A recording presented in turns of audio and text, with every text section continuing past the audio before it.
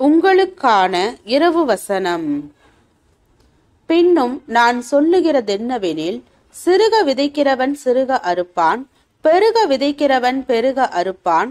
அவனவன் விசனமாயும் அல்ல, கட்டாயமாயும் அல்ல, தன் மனதில் நியமித்தபடியே கொடுக்க கடவன். உற்சாகமாய் கொடுக்கிறவனிடத்தில் தேவன் பிரியமாயிருக்கிறார். மேலும் நீங்கள் எல்லாவற்றிலும் எப்பொழுதும் சம்பூரணமுடையவர்களாயும் சகலவித நற்கிரியைகளிலும் பெருகுகிறவர்களாயும் இருக்கும்படியாக தேவன் உங்களிடத்தில் சகலவித கிருபையையும் பெருகச் செய்ய வல்லவராயிருக்கிறார். வாரி இறைத்தான், ஏழைகளுக்கு கொடுத்தான், அவனுடைய நீதி என்றென்றைக்கும் நிற்கும் என்று எழுதியிருக்கிறபடியாகும்.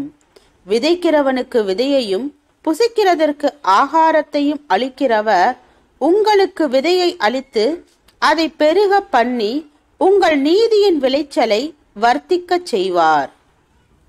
2 கொரிந்தியர் 9வது அதிகாரம் வசனம் 6 முதல் 10 வரை.